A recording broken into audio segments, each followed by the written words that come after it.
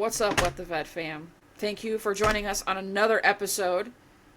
Hopefully today we don't offend anybody. Again, thoughts, opinions, experiences. So we're going to dive into, I don't want to use the word, but it's technically appropriate. Like your geriatric veterinary technicians, our older veterinary staff, of which Joyce and I are rapidly becoming a part of that. I was going to say there's a maybe not. There's a whole lot of snap, crackle, and popping happening when we sit down on the floor. Go ahead. Oh yeah, dude. We're like walking glow sticks, my guy. Like my ankles, I just move wrong. It's like, pow! A bowl of Rice Krispie treats. So, yeah. So we're going to dive into our older technicians, what they've given to the field, what the field has given to them, discriminatory issues and things like that they've had, culture issues. And then, two, we're going to open the door to the conversation. And, if anybody would like to discuss this at a later date and time, we'll be more than happy to reopen the can of worms and dive a little bit deeper. But this is a topic that I would say it was brought up by, former coworkers of ours who are older technicians, but this, thinking about it is something that is very important to me to talk about and acknowledge, because my mom is considered, one of those geriatric technicians, and I have seen what the field has done to her over the years, the good, the bad, the ugly, all of it. So I have some thoughts and opinions on that as well, but without further ado, let's get going. When I went to vet tech school, there were two things that I took away the most that the instructors told us. One, this isn't a field where your paycheck was going to be the provider of the family, right? It was the supplemental income, right? And then number two, you will retire earlier than you think without a retirement plan, which is what I'm facing right now. Without a retirement plan. I knew going into the field, I don't have a retirement right now. It's very little, the little bit that I do have. Okay, wasn't a common practice when I first started into vet med. And I knew I wouldn't be able to do this in my 50s and 60s, even when I was in my 20s. And so now I'm working on, career path number 2 or 3, whatever way you look at it, that would carry me over into that I could do when I'm 80. Yep. Could do it. Still, if you're retired, something that could keep you busy, where you don't have to completely walk away from it. So, yeah. Everybody, you talk, oh my God, what do you want to be when you grow up? I want to be a veterinarian. I want to be a veterinary technician. Well, you better have a backup. And when you're young and naive and your body doesn't snap, crackle, and pop, you think they don't know what they mean. Yeah. Exactly. I mean, and two, this, very much like other career fields, but obviously we're talking about ours, has the tendency, and excuse my language because we're open and transparent, beats the shit out of every aspect. Your body, your mind, your mental state, everything. It takes a serious toll. I mean, just personally, right? I'm not geriatric yet, again, but my body feels as it is. I've had torn shoulder, literally had to have surgical repair of my shoulders, knee injuries. I mean, just from restraining pissed off patients. You know what I mean? And if you're working, and I'm sure we're going to deep dive into some other things earlier, but you're working for a GP, right? Yes, they'll have workers' comp, cool. But say, much less, like a lot of them, they don't offer that 4K benefits package or anything like deferred compensation. And what are you going to do? Something happens to you, and it is a career ender. Yeah. And for people that, how are you gonna pay your bills? and I'm one of the people that joke about workman's comp, right? I always say it all the time. Oh, workman's comp. They do everything in their power not to cover you. I had a very serious injury at work that tore my whole lower back. When I was in veterinary medicine, it tore my whole lower back. I thought I ruptured a disc. Workman's comp didn't cover a dime. It was all on me in vacation time and a very patient boss that let me do rehab. And that was early, because I needed to get paid. Your vacation time? Mind you, this was in my 20s. I was in my 20s. I didn't have plan B. And you'll see on another episode where I'm held up on a bed. I still have issues with my back because of that injury. So, Yeah. I mean, last week you were laid up in excruciating pain and discomfort. Once you do damage, that you're going to carry with you for your stays. Entire life. It doesn't, yes, you get better. But the injury is still there. That area is still fractured. Yeah. So, I'm the biggest joker about workman's comp because workman's comp did not help me. That's insane. It did, both of it. Absolutely insane. If that happened on the ironically, after an OSHA video that we had to watch, I bent down to unplug a plug and just collapsed on the floor. Had to get wheeled out. But also Our job comes with a minimum 50-pound weight limit that you have to do on your own. You have to be able to pick up 50 pounds. That is a job description. Right. That is, you have to be able to end, And like, I do have that you in know, my job descriptions that I send out. unassisted 50-pound pickup. Unassisted. And 3 years ago, I could do it. I can't do it now. I can tell you that right now. But 3.5 years ago. We'll go 3.5 years ago. I could do it. I can't anymore either. No, bro, I have a case of water that's been in the back of my Jeep for like 3 days because I physically can't pick it up because my shoulders are that bad. Thank you, VetMed. You know, so let's talk about age ranges. Age ranges. I can't talk to save my life, so please just give me a moment. Age ranges in veterinary technicians. Normally, I'm the one that's stuttering, so it's all good. Man, I don't know what I'm Here, having. Like, do the test. Neurological dysfunction, Do the test. like a misfire, you know, exacerbated. What is the test? It checks for a brain tumor. What is that? I didn't see everything you did because you're in kind of like slow-mo on my screen. You know what else checks for a brain tumor? You ain't gonna do those things. CT. That I am not. No, I need to go get a CT on my shoulders, or my MRI to see if I screwed up my surgery. Squirrel lane change on the other arm. But anywho, Pink, pink. Exactly. Sorry, guys. So yeah, age ranges in veterinary technicians. So we have here that 63% of veterinary technicians are aged 20 to 34, and then age 54 is around 7.4%. Okay, but what about us that are 34 to 54? Like, what about our age range? The vet. What the vet? Like, what the vet are we doing here? What the vet? Well, because like that's the thing. Like, vet kind of week, you know. I turned 39 in July. I stopped being a veterinary technician 35, 36, and so like that is, I mean, this is several years ago, to where this statistic came out, and like I'm there. I am a statistic of leaving veterinary medicine.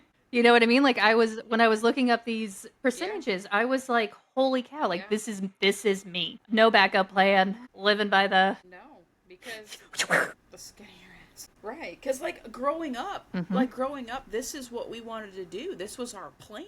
All I knew going in, the minute I knew I had to have a job, was that I wanted to work with animals. That was it. There was no other option. And it took me a couple of years to kind of mentally wrap my head around changing my life plan, that I'm doing something else, but I am a statistic of leaving veterinary medicine right in that age bracket. And I'm telling you right now, my body feels 10 times better. I can't even tell you, Amber, the last time I had to put my knee braces on. Oh my God. So anybody doesn't know. Multiple times a week, bro. I remember that. I automatically will lock my knees and hyperextend them back. And so I fill up joint fluid in my knees. So I have knee braces that stop it. Well, our last job that we were at, I would do up to 15-hour shifts, and my knees couldn't take it anymore. And so since stopping, I haven't needed my knee. I don't even know where they're at. They're somewhere in my room. Like every now and then I think about doing some KT tape around them just to add some stability. That's it. Yeah, that's awesome. That's awesome. And this too, that your body is like starting to recover, because like the last, I want to say, 20 years of my life, but like the last, I want to say 3 to 4 weeks, because I have been in so much pain, and it's all over my body. Like, oh my God, you're a practice manager. Why are you hurt? Because I'm a practice manager that has to fill multiple positions. And when we're down a tech, I have to go help. I have to assist in surgery. You get this big 110-pound pissed off dog that's coming in for a toenail trim, who's on trazodone and gabapentin and is still trying to kill you. Like, it beats the hell out of your body. You're getting thrown into the wall or to the exam table, or you're down on the ground, wrestling with these animals. And I'm not aggressive way. I don't want to say people think, oh my God, you're wrestling these animals. Yeah, like they're still strong. We have to restrain them appropriately for everybody's safety, especially theirs. Yeah, I mean, I had a big Rottweiler throw me into throw me into the side of a deep freeze, and I think that's that may have what happened to a couple parts of my body, and then something else threw me and got pissed off and tore my shoulder. But like the last few weeks, it is so hard. Like my mind is like get up and go, but my body, I have to roll literally out of bed, and it takes me minutes to be able to. So thank you, veterinary medicine, for that. So as we're talking about getting older in the field. Appreciate you, bruh. Right. It's literally facts. I don't want people to think that we're complaining about it, like, oh my God, why are you still in it? It's facts, and like we're super passionate about what we do and our patient care and our bonds with our clients and things like that. But the reality is you beat the absolute shit out of your mind and your body. And at the end of the day, when you're 62, 65 years old, whenever you can retire, all you have is the aches, the pains, the injuries to deal with. Unless, obviously, you've spent, many, many years in corporate or something like that, and you've built up a retirement plan, this, that, or the other. But it's just, it's facts. Other fields, field, yeah. Much like I said, like other fields will beat the shit out of you. So not just ours, but, since we're on that. But it is a younger generation profession because they have the better backs, the better knees. Yes, but no offense, guys. I was going to say, no offense, guys. Cannot match. No offense. It's different. It's not bad. It's just different. Because us old school, right, our geriatric technicians, your old school technicians are the ones that would show up before the clinic would open, and they wouldn't leave till multiple hours after the clinic closed. You know what I mean? Like nights, weekends, holidays. It was skip lunch. It was, a dedication to that. But we don't see that anymore. And in a lot of ways, I do respect that for our newer generations because I wish I had that. I was going to say To boundaries. say the different work ethic, but those boundaries for my work-life balance to say that, right, that work does not run my life. Like, I still am a human being, and I'm Amber, and I love different things outside of my profession that I would like to have time to do. But again, when you and I were younger, that was not an option. Yeah. You were if you weren't in, or... my first job that I did in emergency medicine was 2 15-hour shifts, and then that was, 5 p.m. to 8 a.m. You did 2 of those, and then the third one was 5 p.m. to midnight. And if you didn't do that, that was it. They'll find someone else that will. Yeah. Yep. I was a new grad, so no. Probably for cheaper too. Yeah. And like, and two, like, I feel like the older technicians, like you're, say are a little bit older than us over that 54, age bracket. Yes. Are dispensable. You know what I mean? We can find somebody who. I was just going to say, I was like, they come with. For cheaper. And I'm blanking on the name. It's not predisposed. It's where they. Like, say I am 50 years old, vet tech on the floor. They don't want to give me a raise because they can get somebody else to do it for X amount of dollars less. But also, they don't want to consider me for leadership role because they're thinking I'm going to think that I need more money because I have all this experience. So, literally, where do you go if it's not on the floor? Yep. No, you're looking to make a lateral move. Exactly. Of either a shift lead or in some kind of managerial role. But they're going to assume you're going to want $20,000, $30,000 more a year. And you're like, no, I don't want to be a practice manager. I just want to do X, Y, and Z. Right. And they're like, no, we're going to let you go. Yeah, exactly. You know what I mean? And it hurts my heart to see things like that happen because and again, I hate to use the term loosely, but that's what we're discussing today. So your quote unquote geriatric technicians, your older technicians, have so much to offer your team. So much in terms of, like you said, not as a practice manager, you don't have to do that. And your lead technician roles, but like your training roles and things like that. To be able to give back to these younger technicians, to teach them some pretty cool stuff along the way, to nourish that, to bring them up in the field. But I feel that no, I was very lucky they don't get that opportunity to that I had worked with 3, and they were at the time geriatric type, like they were in their 40s and working overnights, and then I got stuck with them for training for a year, and it was hands down the best experience I ever had. They taught me so much, and there was just so much knowledge and so much resource to be like, hey, this HGE dog came in, blah, blah, blah, and they're like, oh, watch out for X, Y, and Z. That wasn't in the books. And they're like, no, it'll happen. And then watch out for the hematocrit going up on here, and look for this, and look for the petechia and everything. And I wouldn't have been half the tech without them the first year of my emergency rotation. Yeah. I mean, that education and that input is priceless, And if these these older technicians are still in the field at advanced ages, that they are there for a purpose. They're not there for the paycheck, for the monetary value. They are there for the patient care. They are there to Mm-hmm. help support their hospital success, and they are there to teach. They are there to pass down what they've learned as they work their way out of the field. That right there is a tried true veterinary technician. And not stand on that and all not day, putting every them day. in Like, a that's receptionist role. what the field used to be. Like they're going to know how to talk to those Exactly. clients, yes, and go over the discharges and things like that, but they're not a receptionist. Just because they can doesn't mean they should. Yeah, no, no, yeah. So, I mean, and then like, and two, say, you know, a point that we have is if a technician, an older technician leaves a clinic that they've been at for, you know, many, many years, let's just say, you know, 15, 20 years, because I've seen it very recently, and they go somewhere else and they apply for, you know, a technician position or Mm-hmm. assistant position just to get their foot in the door, and they're seen as overqualified, and they get overlooked for that. How When are you're you coming in as a technician. overqualified for a technician position? Depending, I understand what they're looking for, right? But like, if you're hiring for a veterinary technician, I'm coming to you with all these skills, but I'm overqualified because of my experience and my age is what essentially you're getting at. Yeah. And then, you know, being overlooked for promotions and, like you said, increased in pay, and then training Mm-hmm. opportunities. A lot of the 100%. training opportunities The go younger to kids. generation. I say kids, but you know what I mean. So it's hard to see that our OGs are not respected, protected, and taken care of in this field, and that's something that I really wish veterinary Mm-hmm. medicine would be more considerate of. You know what I mean? Especially like we were talking about DVM. It's not just technicians; it's DVMs as well. But I really think that they should Yeah. be Well, because, like, I held in a mean, with different age regard, comes if that makes knowledge. sense. That's the bottom line. You don't get there without one without the other. And Yep. as much as we Yep.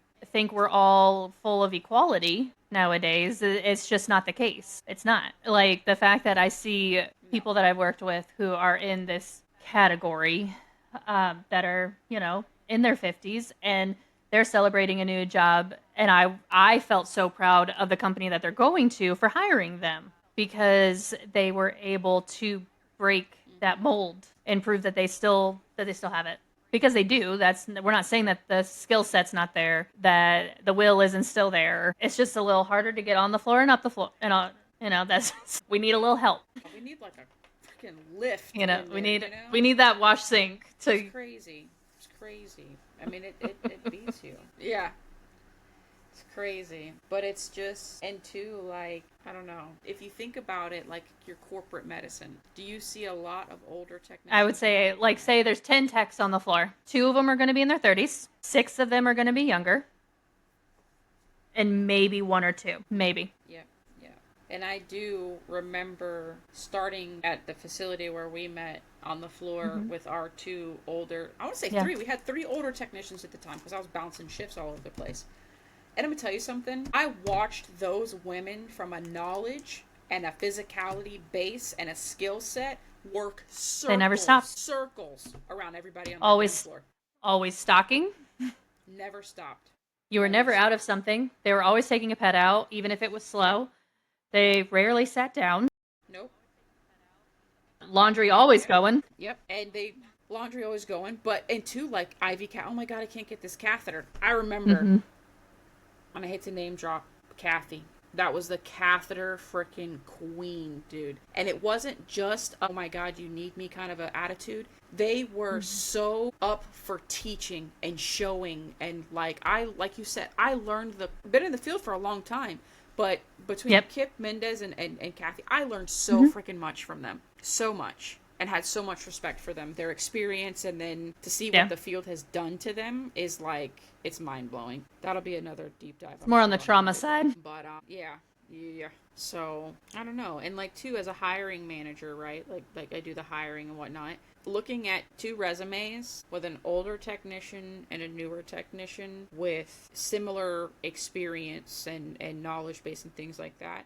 I was gonna say, I was like, I never looked at the age. Technician. Yeah, no. Here we go again. Fueling my abandonment issues, because you're gone, Joyce. But I'll keep talking. I even forgot what we were talking about. Hiring newer hiring your younger versus your older technicians. And again, I don't consider age a lot of times when I'm hiring, but if they are significantly younger, yes, I will have some kind of a thought on it. But 9 times out of 10, I will go for the one that the older, more mature technician. But that's just me. I'm very picky when I hire. because I'm looking for a certain culture fit. I'm looking for somebody who the words "that's not my job" isn't going to come out of their mouth, because it is your job. You work for the hospital, you're on the hospital's payroll. It is your job. And a lot of the older technicians, I'm not saying anything against the younger guys, because you guys are phenomenal, don't have that mentality to where sweeping, mopping, laundry, anything else in terms of like clinic hygiene, well, that's not my job, but it is. So that's something that I'm very passionate about when looking to hires, is somebody who has the experience, that's been on a team, and essentially, is okay doing everything. Welcome back. Way to leave me on my own, just sitting over here rambling. You did a really good job. I hope you can edit that, because I felt like I was talking to myself. You know what I mean? I mean, you kind of were.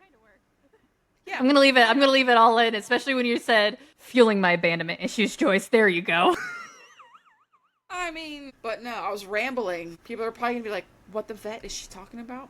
But anyway, as I'm over here cuddling my stress ball, who did I get this from? The vet recruiter. So yeah, this little guy is going through the ringer right now. But but yeah, so I don't know. It's just hard to watch your older technicians and the things that happen to them in the field and the things that they go through. And at the end of the day, when they retire, if they can retire. If they can. What they leave the field with.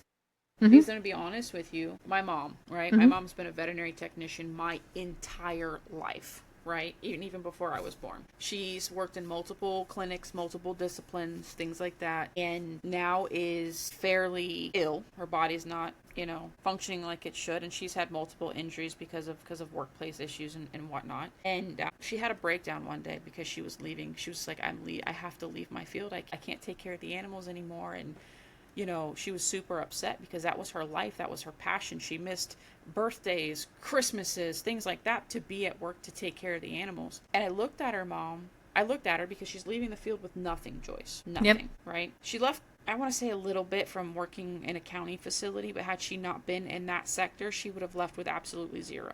Right? She didn't leave with much, but she left with... Anyway, so I looked at her and I asked her, I said, you have given your entire life to veterinary medicine. What has it given you? And she looked at me. She goes, you know what? You're right. She goes, what it did give me was the patients that I saved, the clients that I formed bonds with, the emergencies that came in that we didn't think were going to live and walked out the door. She goes, those are things that it gave me that I will carry with me forever. The students that I got to teach, the lives I got to impact. She goes, but from a monetary standpoint, I got nothing. Nothing. So basically, I mean, your contributions to the field is what you leave with. Again, unless you work for a county, municipality, shelter, or humane society, or some of your, what I call your big box corporate entities, your GPs, you can spend 30 years in a GP and you retire from there with 40 grand in the rest of your vacation. Exactly. I was going to say maybe 40 grand in a 401k. Which is going to get you nowhere. If they offer it. If they offer it. My mom worked for a clinic one time. And this is when all those insurance changes and things like that were going on. And they had the number of employees by law to where you're supposed to offer insurance. Right? I don't remember the specifics of the law or whatever, but you're supposed to offer insurance. And they had a meeting. And they told the staff that it was cheaper for them to pay the fine than it was for them to offer their staff insurance. Mm-hmm. And that's what we're going to do. We're not going to offer you insurance. We're just going to pay the fine. Anywho, blinker. You know what I mean? So. Plain change. But it's true, though. Yeah. Like, it's better now than it was then in terms of prepping for retirement. And I use that loosely because it's more trying to think of the right wording here because, like, it's more prevalent now that two. You're so pretty. I'm so pretty. You're so pretty. Is that... I think I said that to you one day in the IM room. I was like, thank God you're pretty, Joyce. It's, you know what? Facts. Every now and then. Sorry. I'm like, just so everybody knows, I do actually have a stutter and it does randomly come out. And like, it's part of my charm. It's fine. That's what makes you you. It's the fact that there's more people now not going to be able to be retired. You know what I mean? Like, we're seeing it now with your mom's group, right? We see it on TikTok of, our grandpa doing door dashing. Yeah. Because they have to. Yeah. You know what I mean? Like, that's where we're at. Yeah. And, like, I don't know. It's sad to see. Like, you got these older people who can barely walk being Walmart greeters. Some of them, they do that because they want something to do. But, like, Sometimes I have to. People just, they can't retire. Yeah. Like, I do door dashing on the side, and I will see someone in their 70s work at fast food. Yep. And It's heartbreaking. they sass. Well, yeah, because they'd have been around the block multiple times, and they are tired of everybody's shit. Pretty much. I'm telling you, if I was 70 working at fast food and you want to come here and complain about me, I'm throwing your burger on the floor. I'm going to stomp on it right in front of you, and I'm not going to fulfill your order. Fire me. I don't care. You want to be a baby about it? Then you're not getting your burger. You want your fries too? Like, maybe Amber, maybe you should be the Walmart greeter and not the fast food worker. Walmart greeter? Let's talk about some shit that goes down at Walmart. But we're late change. But like that's what we're facing, and it's what we've been facing. But I'm hoping with the newer generation, they're not going to be facing it as much as we are. Yeah. And I say that hoping because I have no idea. I'm not talking to them because I don't talk to people if I don't have to. Yeah. But like, it's over the past 5 years, the actual offering of okay and matching X amount percentage in veterinary medicine has become more popular. Yes, it has. There are more veterinary technicians that are being taken care of by, the clinics that they're in, whether it be corporate or general practice. There's more offerings these days, like you said, than there has been in the past. Yeah, definitely on a more corporate level. Yeah. That's good to see, like, paid time off, earning those things and your Ks and your IRA accounts or whatever it is that you have, like it is getting better as an industry. I have seen some improvements, especially for those employees based on longevity. Like your PTO will determine, the amount of PTO determines how long you've been with the company, Yes. So that's something that's awesome that they can work towards too, but I think it could be better. But again, general practice, non-corporate, there's so many other expenditures that you have to take into consideration, especially with the way that the economy is right now, for clinics to even still be able to afford those 4Ks and those insurance plans and things like that. Yeah. Is kind of like, that's awesome that you still do that, but I don't know, it just scares me the way that the economy is going in the direction that our field is going. I mean, it's our overall appointments are declining across the board. People are not spending what they used to on sick pets or preventative measures, things like that, because nobody knows what's going to happen with the economy, what direction it's going to go in. Are we going to essentially hit another recession? And I know veterinary medicine in the past used to be labeled as recession proof. I don't think it's going to be the case this time. I think if we go into a true recession again, vet med's going to take a hard hit. Oh yeah, vet med's because taking a hard hit now. Yeah. Well, I was just going to say, I was like, one, they're already taking a hard hit. Yep. Their clients are already taking a hard hit. Like, they're already paycheck to paycheck without a recession. So what's going to happen if that does actually happen? That's, and they have that, just the fear of the what if it does happen. So they want to stockpile, all the little extra change that they possibly can. I just hope the field and the economy is good to those geriatric technicians that are still with us, because there's very much a need for them to still exist in our field. It shouldn't just be, we should just rely on the younger generation to keep it going. Those OGs are what makes it's the bread and butter turn. And when they get to a point to where it's, I'm going to use this word lightly, where it becomes dangerous for them to do certain things like handle aggressive pets and whatnot, we need to, rather than put them up front or have them doing, janitorial duties to make them feel better about being part of the team, we need to make accommodations for them. We need to be understanding. She can't handle those big dogs. Help her. Yeah. Take over for her. Why are you drawing blood and she's wrestling with this big mastiff? No, that should be the other way around. You know what I mean? Your quote unquote senior technicians should be your senior technicians. You know what I mean? Yeah, so, exactly. I don't know. I do worry about some of them, like i.e. my mom, right? If I were to bring her into my practice in the condition that she's in, I'm going to tell you right now, that woman, when we are at work, we are not family. Okay? We're not family. Don't tell me what to do. You want to teach me something? That's fine. But you're not my boss. You're not my mom. You're my mom. But let me get bit, and that's the first person I run to. Oh, you know what I mean? But like bringing her on, say if I brought her on as a part of my team, I know she has the knowledge, I know she has the skills, but for her, I would be concerned that it would be dangerous. You know what I mean? So I would have her do other things to still, give her some type of job satisfaction, You know what I mean? Keep her mind stimulated, but not let her handle those big dogs or those aggressive cats or something like that. Because let's face it, like even you and I, where we're at right now, we're not as fast as we used to be. Mm-mm. You know what I Nope. mean? And a friend told me today, Amber, you need to rest. You need to go take a nap. You need to stop ripping and running because you're not 21 anymore. And for a lot of us, it's very hard to accept that we have to make adjustments because we can't do our job to the caliber that we used to anymore. Yeah. Nope. Sorry, that's that very was true. A long rant, but like I'm passionate about stuff like that, you know? I know. Do you feel better? I mean, my ibuprofen's kicking in, but Good. mentally, yes, because of that rant, I do feel better. And this little guy here has taken a beating this evening, my little stress ball. Sorry for that. So I have started drinking my Versa energy drink at 7 o'clock at night, so I'm probably going to be up for like 2 days. There's that. This stuff is so good, though, Joyce. It's like, I don't even know. Mine's right there. Again, blinkered. I seen it, and I was like, that's what made me go get mine, because I seen it, and I was like, just finish it. Just go get it. Just go get it. Now, let's talk about if, like, age discrimination obviously is a thing. Very much so. I can't stress this part enough. Documentation. Yep. You don't have it.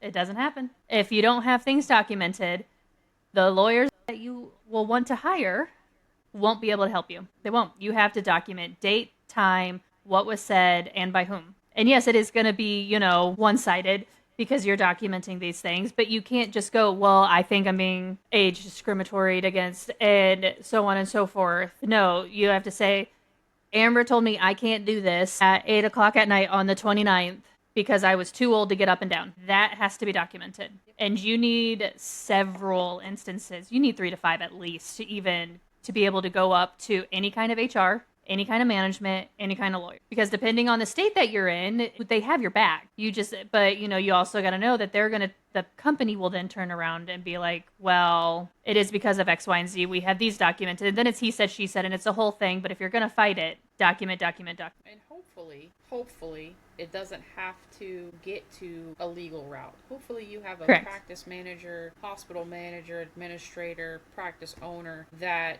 you have the ability and the comfort level to go to address those issues before they escalate into some kind of a legal battle. As a practice manager, I have an open door policy. I don't care what it is, if it's personal life, professional, like you can always come and talk. Like hopefully you guys out there have somebody like that to where if you feel discriminated against, you can start that process with them and not have to jump to a legal battle. But I encourage you, if you have to jump into a legal battle, you go full throttle. I was going to say, because where we were at, we did not have good management. You were hired. You were not my manager. I wasn't. I was manager when you left. Yes. I still wasn't good though, because I couldn't do my job. So, but yeah, no, we did. Which is a whole slew of other issues. I was like, you were hired. We went through. Like, dude, we will cover what happened. Just know that if you wore booty boot shorts and a red tank top, you were hired. You come in there looking like a straight up stripper. You had no technical skills. You didn't have no communication skills. Nope, we had to teach all that. And two, not to discriminate against strippers, like, fantastic. But to come dressed like one to an interview in a professional hospital setting and flip-flops with your under cheeks hanging out of your shorts, Joyce. So needless to say, there are places out there that don't have great managers. Sorry. You were not my manager. No. We suffered together. Oh my God, I remember that day. Mm-hmm. We were sitting in Team Martin. You and I were holding a dog for an ultrasound. Yep. And our manager comes around the corner. Hi, she's interviewing for the internal medicine spot. And all that flashed in my head was the fuck she is. Is she work clothed? And all I could think was, like, complete opposite of Martin. Yep. All Martin was like, looking up over her mask with her eyes all bugged out. Oh. So what's your background? So what's your background? Like, where did you work at? Blah, blah, blah. And then as she left, Joyce Louise, no. Yep, because that was for Team Martin. And she was hired. Yep. Oh, that was a nightmare for me. How long did she last? Because she got fired because of domestic disturbance. Yes. I had to, let me see here. She was there for a bit after you left because I remember that July I had taken my girlfriend. She left before I did. Did she? She was gone. Right, but I took my girlfriend to the Elephant Ranch for her birthday. It was in July, and I remember I got phone calls from the Department of Corrections in Pinellas County, and it was her asking if CARE could bail her out. The answer was no. Yeah, yeah. And there was like accusations of her having an inappropriate relationship with our internal medicine doctor. I could see with our manager, 100%. But Dr. Martin. And like, the guy only knew it because it was Dr. Martin, not Dawn Martin. Martin. Could be Donald Martin and we just call him Don, But where did he get that from? You know what I mean? Her. I was like, I'm sorry, what? She's involved with Dr. Martin? She wishes she was bougie enough to meet that woman's standards. When I say bougie, I don't mean that in a bad way, but Dr. Martin is like, you need resume, background check, credit check. You know what I mean? Mm-hmm. She's got it. Love her for that. Teach me your ways. He just got off on a whole tangent. Aside from geriatric veterinary technicians. Yeah. But, man. And remember, oh my God, let's talk about just geriatric veterinary staff in general. Miss Sue in the business department. Sue. She's Sue. amazing. Oh my God. Like, she could absolutely handle phenomenal. The craziest. And this is like a good way of how you could take a veterinary technician and transition into a new role. Yep. Am I saying it's going to be better than veterinary technician? No. But she was so good at it. She was the person to send to a client that was upregulated when it came to finances. And you're going to have to present an estimate and what their options are. And she could talk to them left, right, give them all the options, and never make them feel judged. Not once. Didn't matter if they had $5 or $5,000. She treated you the same. And she could explain that estimate and educate that client to a T. Like, she was phenomenal. And I remember she knew the ins and outs of every procedure. Yep. And I remember when she had put in her notice to leave, but couldn't leave entirely. So she put in her notice, but we still had her come in to cover shifts and things like that. Like, she couldn't leave it. And eventually she got to a point to where she phased out. Yeah. It was I'm going to retire, but I'm going to pick up a few shifts. And then eventually, much to all of our, I don't want to say disappointment, but upset, we lost her. Sadness, yeah. Yeah, so she's thriving and doing very well with other things. But again, that's that OG who's got experience in the field that just gets it done. Who's like, you know what? There's 10 people outside that I'm going to go present these estimates to and talk to them and bing, bang, boom it. And then the rest of the staff can do what they need to do. And she kept that place well oiled. Oh, yeah. Oh, my. Every time she was on shift, man, if things just went bam, bam, she'll come inside with like 3 iPads with estimates signed. This is done, this is done, this is done. We're ready to go. And it's like, okay. Yes, ma'am. Let's do it. So she was phenomenal. And like, again, what did she leave the field with? Yeah.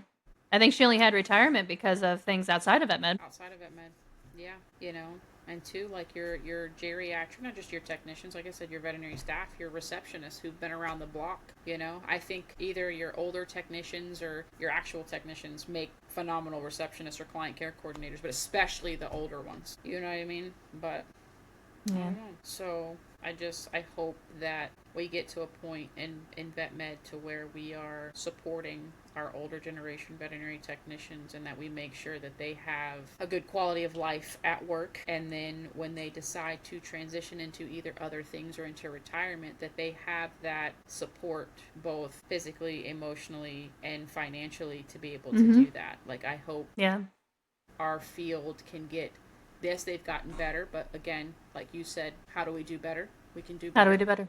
Yeah. How do we do better? Find ways to offer competitive salaries and benefits to your veterinary staff. And again, we're getting better, but how do we do better?